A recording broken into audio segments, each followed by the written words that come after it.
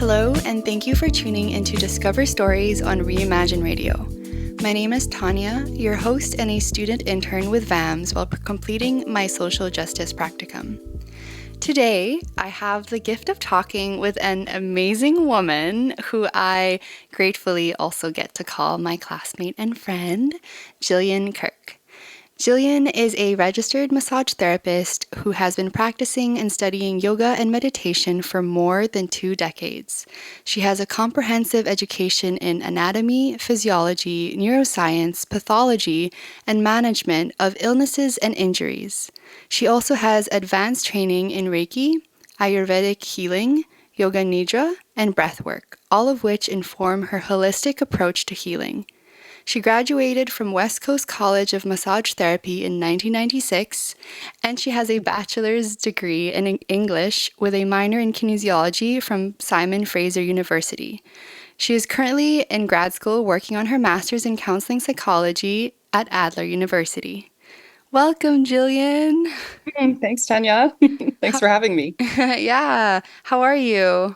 I'm good. I'm enjoying the summer, and I've never actually been on a podcast before, so I've listened to a lot of them. This is kind of exciting for me. Oh yes, no, I'm so excited because we've had lots of different conversations about healing, and just like breath work and also just uh, how the body manifests pain. Um, and yeah, I'm super stoked for this conversation today. Yeah, me too. That's great. I guess we can begin with the question. What initially drew you into the field of massage therapy? So quite a while ago, obviously, I finished my schooling in 1996. So I started it in 1994, Mm-hmm. and I had been an athlete before that. I was a basketball player, as you know, because we have classes together. I'm quite tall. I'm over 6 feet tall. So I Mm-hmm. had been playing basketball on a scholarship at SFU. And I got in a car accident, just rear ender, but I hurt my back quite badly. And I went to all kinds of different doctors, and nothing really seemed to help. I went to a chiropractor. He really helped. He referred me to a massage therapist, and it was the first time I ever really thought about that as a career. Mm. I wanted to go into medicine. I always wanted to be a doctor. But I got scared of stats and organic chemistry and all that stuff back in the day. I didn't have a lot of faith in myself. Um, so I got my minor in kinesiology, but massage therapy just felt like it was a good fit for me. I'd always been good at using my hands. I was always good at giving massages. I loved the anatomy and physiology of my schooling, and yeah, it was just a good fit for me. Mm. Oh, that's awesome. Yeah.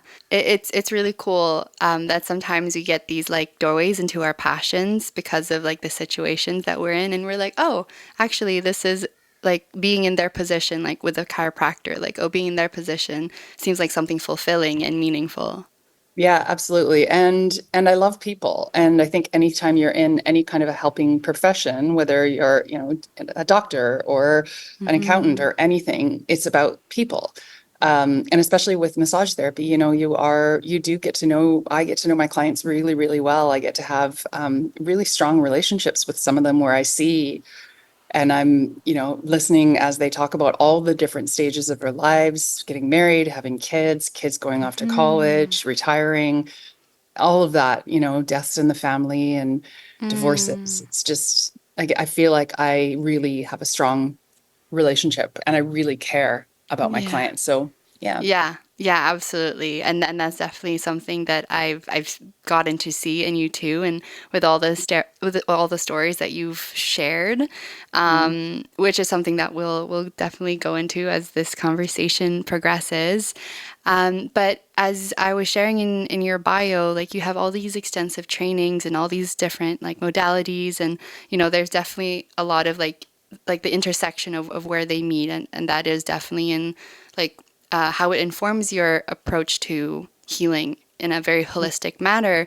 So I'm just wondering, like, how do you integrate these principles of yoga, meditation, and healing into your massage therapy sessions? Um, you know, it's interesting because I knew you were going to ask me this question, like you'd sent me some of the questions ahead of time, and I was thinking about it, and I was thinking, I don't know if I have a specific answer for that. I think Mm-hmm. how I approach it is that I do trainings for things that speak to me. I have like never stopped going to school. I'm 52 years old. Doing my master's degree now.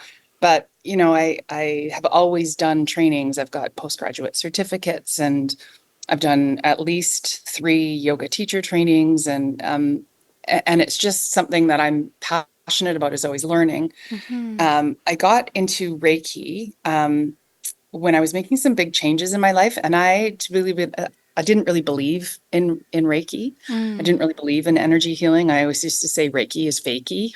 So, um, but one of my friends had seen this woman who is really, really a powerful healer, and I went to see her, and it kind of changed things for me. There was things that she was able to do for me that were really powerful, and so I don't use Reiki so much in my practice right now. I use a lot of um, psychoeducation in terms of stress management, and yoga exercises for people who need strengthening and balance, and a lot of breath work, especially when somebody comes in and they're feeling a lot and they're like either super, super stressed or they're going through a lot. Um, and I think how I integrate everything is I learn for myself. I learn because I'm interested in knowing for myself. And then every client has different needs. Every client in every single session will have different needs. And we have different goals in different sessions that we want to meet. And I'm able to use all of the little pieces that I've learned throughout the years Yeah. to help them. Mm-hmm. And I think I also, so many of these things that I've learned have helped me in my own healing. That's why I did them. Yeah. And so me being able to kind of be the guinea pig and say, this Mm. is how it's worked for me. Um, that's kind of that's my approach to it. Mm-hmm. Yeah.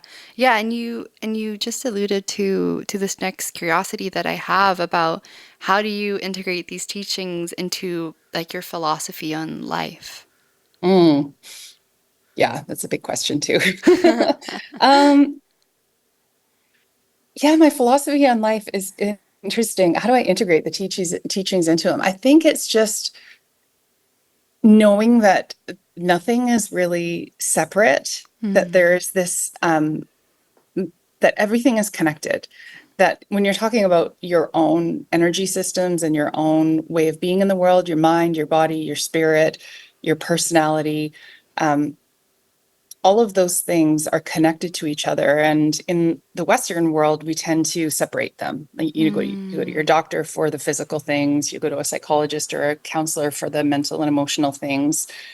Um, but you can't tear them apart. And we've known for decades that stress is the biggest factor in so many diseases and illnesses. Um, and stress is a mental thing, but it manifests physically. Um, so yeah, all of those things. And I also believe that just because you don't have necessarily proof or evidence of something doesn't mean it doesn't exist. Um, I'm still quite evidence-based when it comes to science and learning about the body. But there is something about people's energies that we don't know about. Um, and I'm open to just learning about and trying things and seeing if they work. Yeah. Yeah. So how do I incorporate them? How do I incorporate them into my philosophy in life? I think is just to being really open and Mm-hmm. receptive to learning new things all the time. Mm-hmm. Yeah. Mm-hmm. Yeah. Yeah. No, I think you beautifully put it. And I really appreciate that, like, that image of, where sometimes we see people as parts or just like, Mhm. oh, like, this is the thing that hurts, so this is what we're going to treat. Mhm. Instead of looking at all like, the entire system, like, like, that we need to take a step back and look at what else is happening for this person. And yeah, I think we've definitely had these conversations on how stress manifests in the body, especially after, big periods where it's just like a heightened time of stress and our nervous system is just constantly dysregulated, and where that can possibly lead us to. And you also have been diagnosed with MS. So Yep. I'm also wondering, like, how has that experience of dealing with this chronic illness changed your outlook on life and your professional practice? Yeah, it's given me a lot. I'm very, very lucky in that I'm still very healthy. My MS diagnosis was in 2002, after a very, actually during an extremely difficult period in my life of high levels of stress. And and I wasn't dealing with the stress very, very well because I didn't know how. But I have been extremely lucky. So over the 20 plus years, I'm still very strong. I'm still very healthy. Um, but it did change how I think about my life. It really did. It was kind of a bit of a smack in the face where I thought to myself for a very long time, like, I don't know if I'm going to be alive in 10 years. I don't know if I'm going to be in a wheelchair in 5 years. I don't know if I'm going to be able to any of those things. Um, but I think I just made the decision for myself that, I have a diagnosis of MS. MS is not who I am, but it was my nervous system's way of trying to protect me. So this was around the time when I was in my late 20s, early 30s. I'd finished massage therapy school, so I'd had a lot of student loans, a lot of debt. And I was finding that massage therapy was physically harder than I was expecting, and so I wanted to work, more than I was physically able. So I ended up being in pain quite a bit. I had really, really bad eczema all over my hands, which I didn't really have when I was in school, but as soon as I started working full time, so that made it hard to work. And then my parents were going through a really, really nasty divorce. So those were the main things that were difficult. And what I didn't know at the time was that I was also struggling with undiagnosed and unmedicated anxiety and depression, and trauma responses and all these things that I've learned about since. So the way that I see it is that my nervous system saw that I was on like high alert all the time, that there was something wrong. Yeah. And my immune system, because what happens in MS is the immune system attacks the myelin sheaths of the neurons. So the immune system attacks the nervous system in the brain and spinal cord. And so my thinking about it was that the immune system, who is our defense mechanism, said, something's wrong. I have to protect Gillian. I have to protect the organism. That something wrong is coming from the nervous system. So that's where the attack takes place.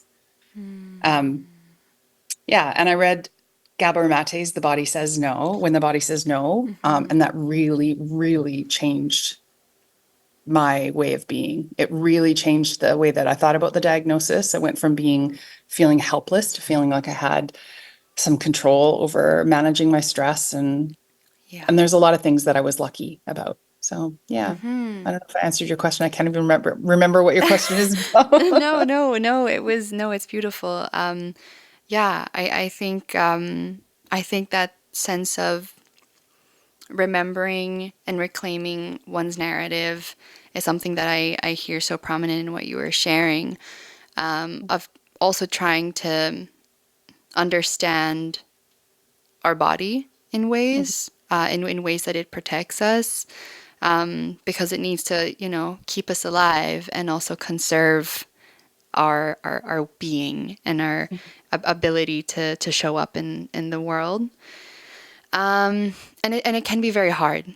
Like just thinking about the whole spectrum of stories and disabilities that are out there. It's such a difficult thing to be able Yeah. to get to that place. If you think about it too, like this is sometimes what I tell my clients is like your body is trying to keep you alive, and and it doesn't react well to stress. So you have the fight or flight response, and if that's going all the time, something is going to have to, like, you can't run your car with the RPMs at 900 all the time. Like, you can't be revving your car at that level all the time, or something's going to break down. Yeah, and for me, all of that coming together at that time, I was diagnosed in 2002. In 2003, I ended up having back surgery. So I had to have a disc repair in my back, and there was probably about 4 months of extreme pain after that. I quit doing massage therapy, and I swore I would never, ever, ever, never, never practice again. And what I figured out with myself is that when I swear that much that I'm never, ever, ever, ever going to do anything again, I usually do. Yeah, and in 2004, I moved to Taipei, Taiwan, and that was extremely healing to just be away from all of the things that made me who I was at home. I could take, it just was like this incredible experience that I never ever thought that I had. And I never would have gone if I hadn't been diagnosed with MS, because I had in the back of my mind, I don't know what my life is going to look like. So I'm going to live it now. Yeah. And I really think that that's just such an important way to approach life, is just, you don't ever know, even if you don't have, a chronic illness or a diagnosis or near-death experience or any of those things that tend to shake people up. You don't know what's going to happen in the future. And I feel really lucky that I've been able to do so many of the things that I've been able to do. My life hasn't been traditional. I didn't get married. I didn't have kids. I didn't do all that. But I did all these other things. And so it's very fulfilling to be able to move to Taiwan and teach English for almost 3 years, and then I went to India for 6 months after that to study yoga, and yeah, lots of really exciting adventures I've had. Yeah. Yeah. Yeah. Yeah. Wow. Like, yeah, being able to still say that I've had a very like rich and fulfilling and meaningful life, even in all the things that weren't done. Like, I feel like we're always missing out on stuff anyway, you know? Mm-hmm. Like, we're never doing all of it at once. And that also goes to talk about how energy is also a very finite resource too. Yeah. And so how we use it and how we apply it into our everyday, can also be seen as like a reflection of what brings us joy or meaning, or allows us to show up for our responsibilities and our roles in our communities. Yeah, yeah, you're right about energy being a finite experience. I remember when I was first diagnosed with MS, I was still really reeling from the diagnosis and trying to figure out what it all meant for me. And I met a woman at a Christmas party very shortly afterwards, after the diagnosis, and was talking to her, and she goes, "Oh yeah," like I was like, "I don't know, I was just diagnosed with multiple sclerosis." And she says, "Oh, okay." Yeah, she says, "I was diagnosed with MS about 8 years ago." She goes, "I'm fine. I just have to take naps, more naps." I'm like, "What?" She says, "Yeah, I just have to make sure I get lots of sleep. And if I don't get lots of sleep, I have to take naps and just make sure I take care of myself." And she was so nonchalant about it. And she was so like, "It's not a big deal," that I thought to myself, "Oh my God, it doesn't have to be a big deal." And I will always put the caveat in that I have been extremely lucky that the course of the disease that I have has been extremely mild. And I don't want anybody who has a chronic illness or an autoimmune disease to think that all you have to do is take naps. And I don't want anybody to think that I'm, blaming the victim if somebody else has like a worse course of disease than me. I know I've been lucky, but I also think that part of the luck has been because I have really prioritized taking care of myself mentally and physically, and doing the things that I need to do to keep my stress levels manageable. Right. And get just, sleep is just so incredibly important. Yeah. Yeah. No, definitely. Sleep is so important, for many reasons, and also in terms of within Indigenous communities. I was attending an event, and an elder was talking, and she was essentially talking about how spirit works the most while we're asleep. Mm, And I love that.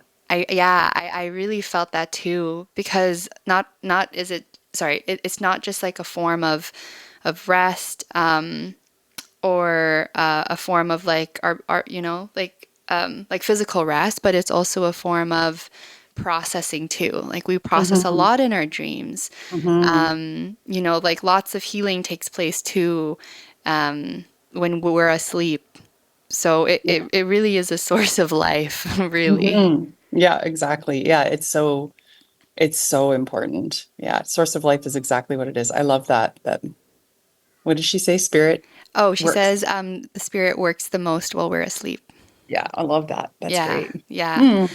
yeah. I know there's just lots of things to learn, beyond like the Western lens of healing. And also when you mentioned Gabor Mate earlier, like I'm such a fan of his work too, because of Hmm. all the things that he's done, also like just in like the downtown east side, and also to talk about him, and also Robert Sapolsky, who's very big on talking about stress, like perceived stress, and how that can also affect just the way we see ourselves. Hmm. Essentially, just like talking about the way we talk to ourselves, and yeah, self-talk is very important too when we talk about stress management. Yeah, absolutely it is. I think I mean, I think about there's something about that. I think it's been decades since I read it, but in the Four Agreements, especially the one that I think about when it says to be impeccable with your word. Mm, To me, that is like the messages, the way that we use our speech. Like with me saying all the time, I was diagnosed with MS, not I have MS. Sometimes I will say that, but generally, I have made it mm, very, very specific to say I was diagnosed with multiple sclerosis, mm-hmm, unless it doesn't make sense to say it like that. mm, There is something powerful about words and how they mm-hmm, connect with what we believe, and what we believe, um, dictates how we move through the world mm-hmm. and what our actions are. Mm-hmm. Yeah, Yeah. yeah, and really finding a way to speak your truth in a way that is most authentic to you. Mhm. Mm-hmm. Mhm. Yeah. Yeah. Yeah. It's all connected. Yeah, yeah, it is all connected. I was actually thinking, and I couldn't remember what it was when I was first talking about that. I was like, there is a yogic um, term for that, and I can't remember what the actual Sanskrit term is, but the idea of like duality and non-duality, and the lineage Mm, of yoga that I was really, really studying. And I haven't done a lot of yoga in the last couple of years for a lot of different reasons, but mm-hmm. um, there's this idea of non-dualism, like there is nothing that is singularly um, Mm, solo in the world. Everything is connected. yeah. Everything within us is connected. All the levels of our spirit are connected. We are connected to everybody else. We're connected to the earth. We're connected to our Mm-hmm. ancestors, all of those things. Yeah. Mm-hmm. Yeah. Yeah. Yeah, and that's also why when we're in a state of isolation or loneliness, it's so hard to remember that we are also connected, and that there is more than the physical. Being in feeling isolated in the world is definitely like, yeah, like I don't know, I feel like the opposite of isolation is connection. And Hmm. so how can we feel connected? I just after finishing the summer term that we've just had, I remember the times in which I was so that I was stressed out, and also after being diagnosed with Graves, Hmm. which I didn't realize was for life. Hmm. I thought it was in the beginning. I thought it was something that I'm like, okay, I got this. Now I got to get better, and then it'll go. Hmm. But yeah, I realized just within the past year that it was something that I'd have, and something that I'd have to consider in just essentially just my approach to life, and to more importantly stress. Hmm. But yeah, all those times in which I felt this heightened level of stress and my nervous system being dysregulated, and I knew this because I'd sit down to eat and I'd already feel like I had to rush because I had other things to do, as if nourishment was not important enough. And and then in those moments, remembered, I just said, okay, I think I just need to go to the forest and just sit there. And I just Mm, need to feel held. And I need to look mm, at all the trees and touch the ground and just lie down.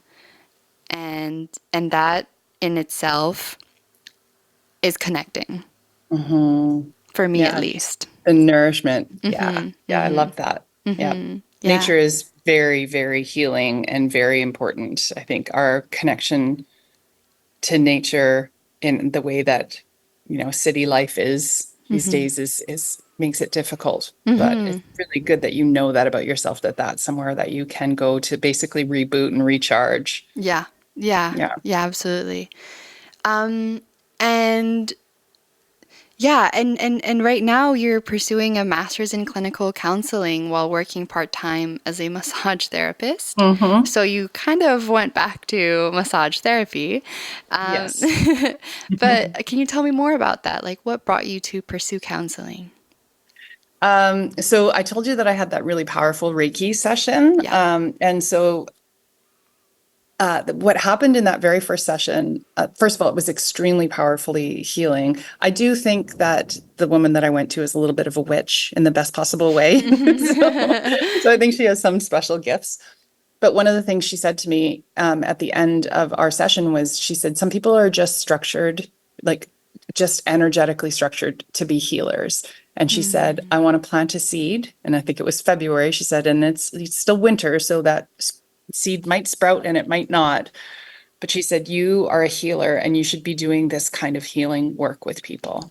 mm, And I always know when something, and I had been working basically in corporate world, business, chamber of commerce, boards of directors, marketing, public relations, community, all that kind of stuff. I've been doing that for years since I'd gotten home from my travels in India and Mexico, or Mexico and India and Taiwan. mm-hmm.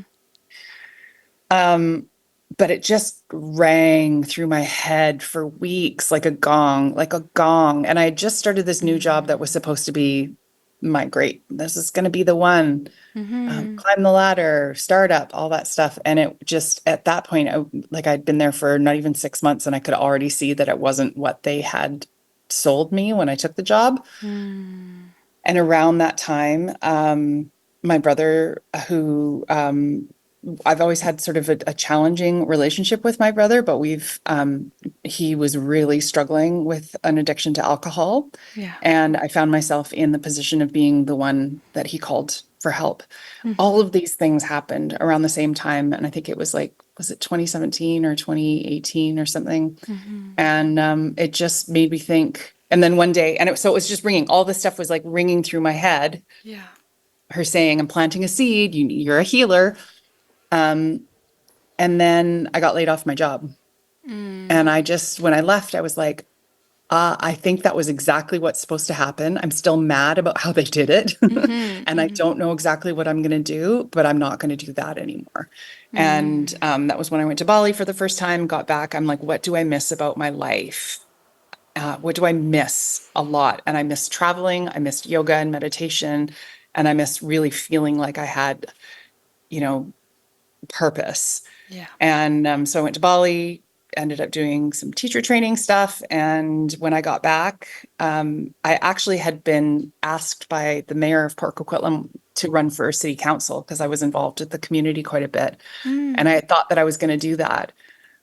But after spending, almost a month in Bali, I was like, nope, that's not the direction. So I had to redo my board exams. Luckily, I didn't have to do the hardest part, but I had to redo those. So I had 2 weeks to study, and it had been over mm, 20 years yeah.